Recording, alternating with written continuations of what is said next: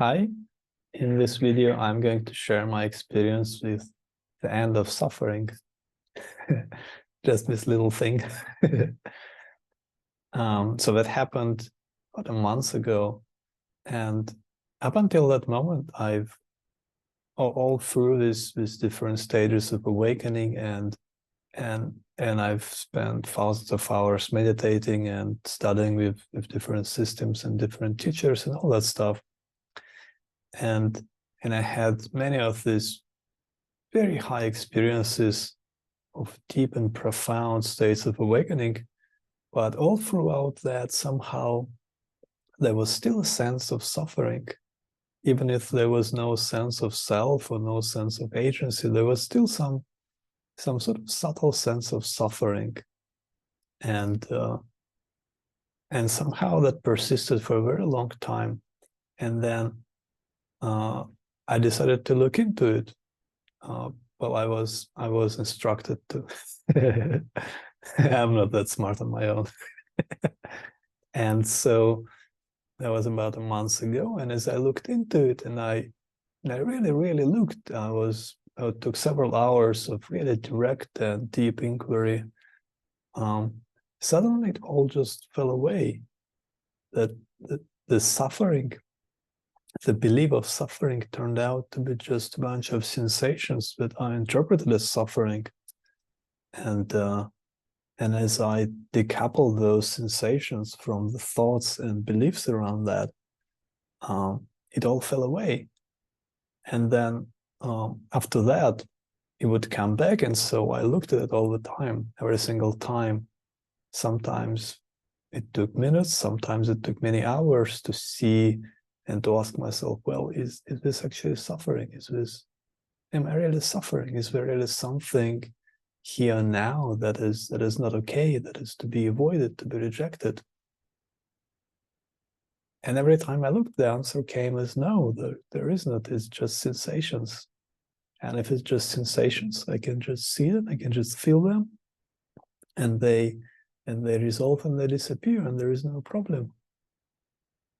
And I have also seen that I never actually suffered all the most tragic moments of my life. There was no suffering. And so when I went back into all those different memories, it just is. It just was. There is no suffering. There is no sense of suffering in anything. It is clear that it's just conceptual. And that's kind of how it works with those things. Once you see it, it all falls away and it becomes clear that it never was, has never been. It's just a story that is seen through and it has disappeared. And so does that mean that I no longer have any suffering anymore?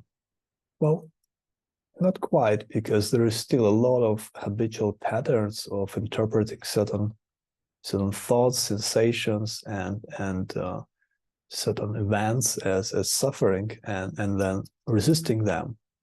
So that still happens a lot. But as I have seen it so deeply, I can usually notice that whenever it happens, and then look into it and inquire into it, and then it dissolves. And so it's a continual process of embodying that and adapting that.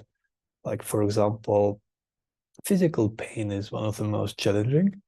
And so what I've noticed is that when it's relatively mild to medium pain, then I can just deeply relax into it and feel into it and see that it's just a sensation. It's a sensation that I call pain. And it's nothing really to worry about. It's just the body sending me a signal saying, hey, pay attention here. And that's practically helpful. But then it's pretty strong, or somewhere between moderate to strong pain, then I'm just not able to do that. I just haven't been able to do it. Like, it's too much, and all I could do is just do different things to avoid it. So there is a certain threshold, and I think that threshold keeps moving up as my as the embodiment of that insight is propagated.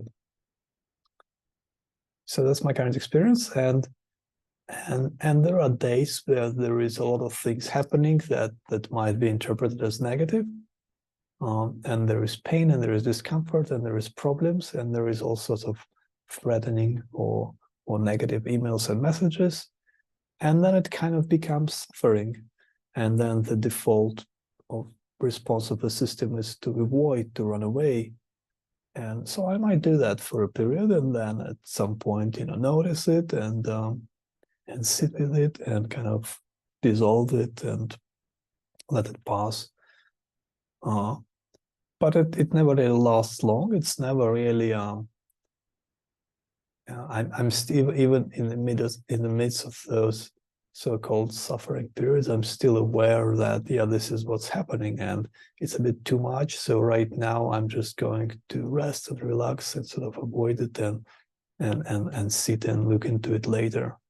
And I think that's okay, because there is also a sort of energetic requirement to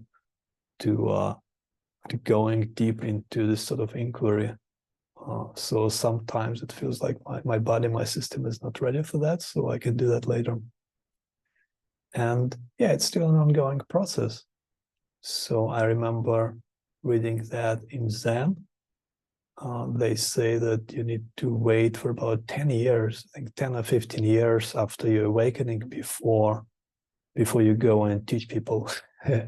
So that is a process of many years of really sort of adapting this sort of insights with the deeply conditioned habitual patterns within the body, within the mind. So that's where I am.